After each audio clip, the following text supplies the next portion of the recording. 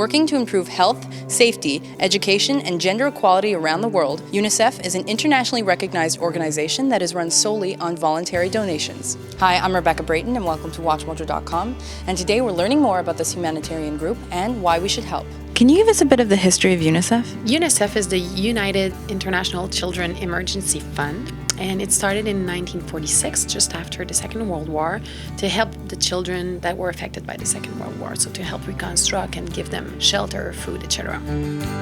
We have 4 priorities that are health, education, protection, and equality. Health, it's all the immunization programs, HIV/AIDS as well, malaria. For education, of course, giving quality education to girls and boys. Equality and protection mainly for children that are affected by conflicts, and equality for giving chances to girls and boys, and also to protect children that are used as slaves still today, or that are working in the sex industry. What do you do to try to reach that goal?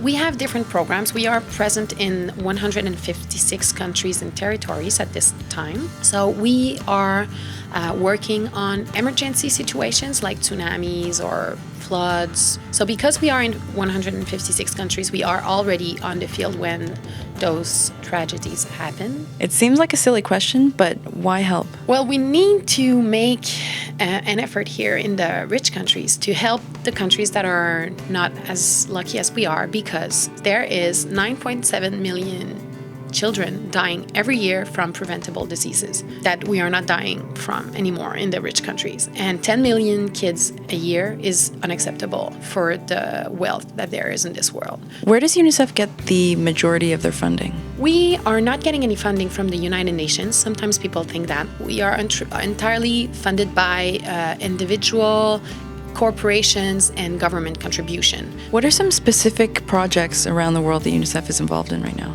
HIV and AIDS is still a very important public health issue. At this point, there is 15 million children orphaned by AIDS in the world. Education, of course, is a huge priority for UNICEF. Giving education to a girl is making sure that this future woman will be able to protect his own children from diseases, will help for nutrition, etc. And again, in emergency situation, we are working a lot in refugee camps, in Darfur, for example, right now, in Kenya as well. I think UNICEF is probably best known for the orange boxes at Halloween.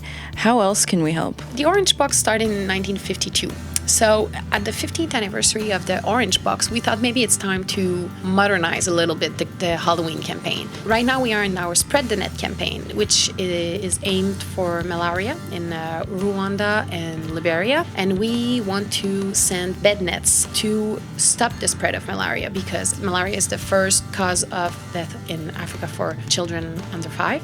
One net costs $10. So again, kids can raise money. Everyone can raise money, actually, and go on spreadthenet.org to buy nets. Thank you very much.